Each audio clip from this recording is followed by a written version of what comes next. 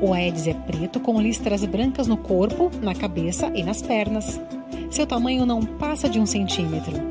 A fêmea do mosquito deposita seus ovos em locais onde há água parada. Seus ovos podem resistir em ambientes secos e eclodirem ao primeiro contato com água. As larvas demoram cerca de 1 semana até virarem mosquitos adultos com potencial para transmitir os vírus. O Aedes é apenas um transmissor, ele não tem a capacidade de criar o vírus.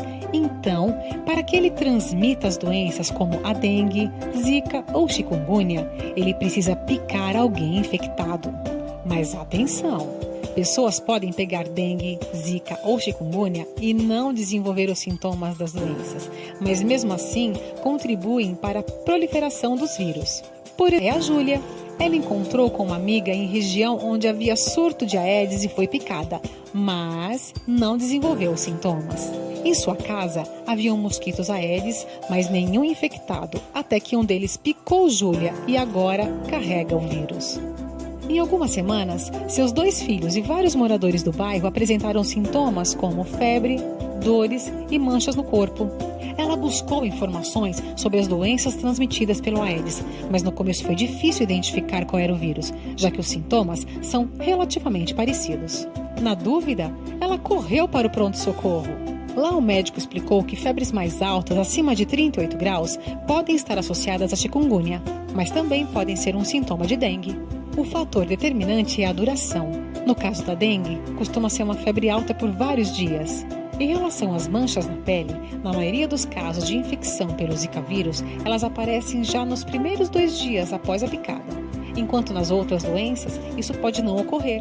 Sobre as dores musculares, o médico disse que apenas a dengue causa uma dor intensa, porém, se houverem dores fortes nas articulações, é mais provável que o vírus adquirido seja o chikungunya, já que na dengue e na Zika as dores articulares são moderadas.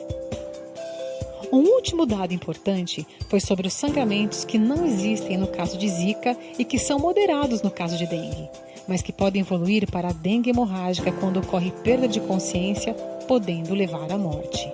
No caso de Júlia, foi diagnosticado que seus filhos pegaram o Zika vírus. Estão sendo realizados estudos para saber se o vírus Zika pode ser transmitido entre humanos através da saliva ou relações sexuais desprotegidas, mas que no caso da dengue e da chikungunya não existe transmissão entre humanos. O Zika também pode estar associado com casos de microcefalia em filhos de mulheres contaminadas durante a gravidez. Júlia descobriu que o melhor jeito de acabar com essas doenças é eliminar os focos de reprodução do Aedes, cuidando uma vez por semana de sua casa ou apartamento, higienizando potes de água de animais, colocando areia nos pratos das plantas, limpando com cloro piscinas, tampando caixas d'água, limpando calhas e ralos e qualquer outro local que possa acumular água. Aedes aegypti. Introdução aos aspectos científicos do vetor. Módulo 3. Criadouros e hábitos. Uma fêmea de mosquito pode colocar até 100 ovos. Esses ovos são colocados na parede do depósito.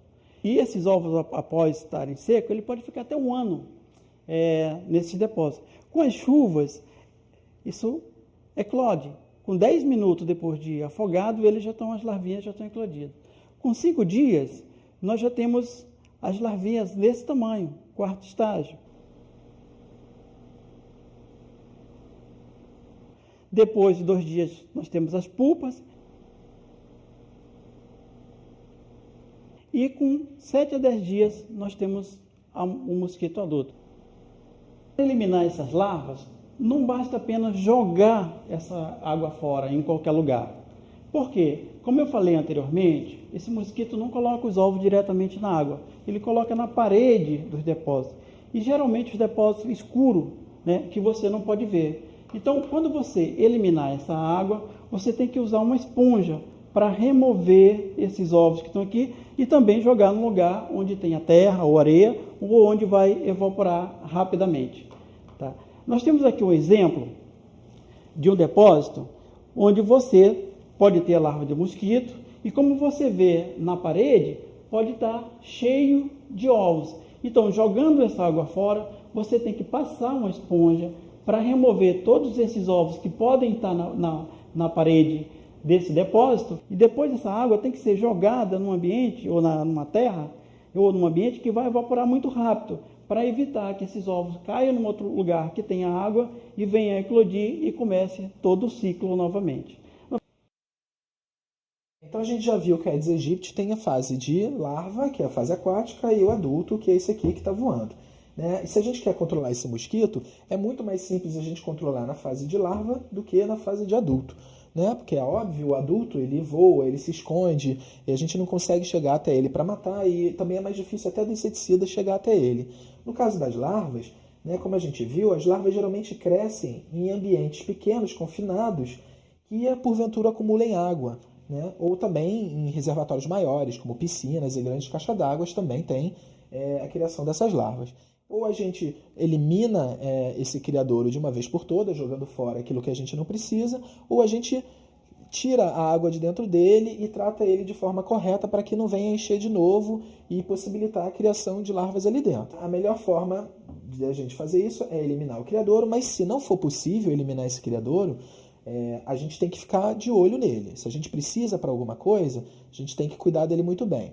Né? Se encheu de água, quando a gente for jogar essa água fora, a gente tem que limpar com uma esponjinha para evitar com que aqueles ovos que porventura estejam ali na parede do recipiente sejam eliminados também. Né? Tendo a eliminar os criadouros. Bom, então a maioria dos recipientes que a gente não quer, a gente pode jogar fora, né? O ideal é que a gente não acumule recipiente que possa acumular água. Mas alguns a gente tem que manter, como por exemplo o pratinho do cachorro que vai ali beber água.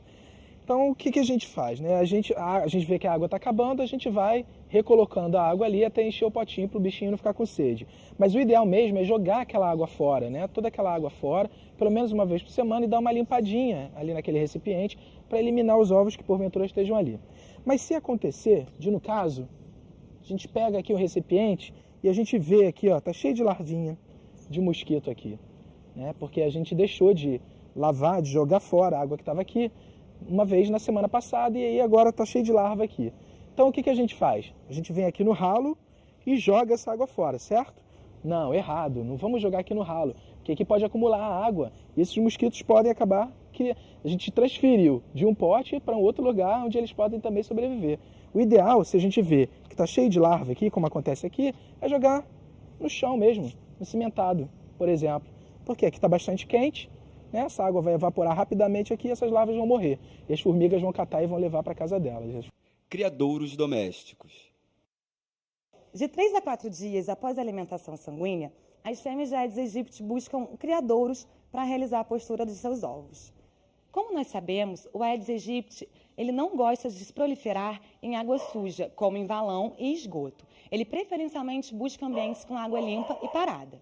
Como exemplo, dentro de nossas casas, nós temos os vasos de planta.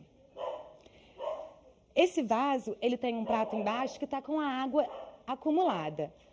Esse ambiente é perfeito para o Aedes aegypti colocar seus ovos. Uma atitude simples que nós podemos fazer é apenas colocar a areia nos pratinhos da planta. Dessa forma, a fêmea de Aedes aegypti não vai conseguir colocar os seus ovos na água parada. Um outro exemplo de atitude que nós podemos tomar é suspender os vasos de planta, colocando rodinhas embaixo, e dessa forma, ao regar, a água escorre e não fica acumulada. Ou então, nós também podemos não colocar nada embaixo, nenhum pratinho, e a água também assim não ficará acumulada. Outro exemplo que nós temos são as lixeiras. Muitas pessoas possuem lixeiras do lado de fora de suas casas. E muitas vezes esquecem essas lixeiras abertas. É importante lembrar sempre de deixar essas lixeiras fechadas para não ocorrer o acúmulo da água. Nós também estamos acostumados a procurar criadouros do Aedes aegypti sempre no chão de nossas casas. Mas é importante mencionar que também podem existir outros lugares em que eles se procriam. Por exemplo, as calhas. As calhas, depois de chuvas ou ventos, pode ocorrer o acúmulo de folhas nas calhas e a água pode se acumular ali também, favorecendo assim a proliferação do Aedes aegypti. Arquitetura doméstica e criadouros. Então, numa casa, todo mundo já conhece a caixa d'água, né, como uma vilã. Mas eu vou mostrar aqui também outros lugares de uma casa, de um apartamento, de um terraço, de uma casa em que você pode ter alguns focos de dengue. Um acúmulo de sujeira, de folha, de terra, né? Esse é um possível criador. Canaleta e escoa direto para as águas pluviais. Então, outra forma de evitar o criadouro do mosquito, a Aedes, tanto nos ralos externos quanto nos ralos internos, é a colocação de uma tela mosquiteiro. Você corta a tela na dimensão um pouquinho maior do ralo e fixa. Locais preferenciais de repouso do Aedes. O mosquito vetor da dengue, ele vive em íntima associação com o homem, né? Inclusive, ele tem preferência por sugar o sangue do homem e não dos outros animais.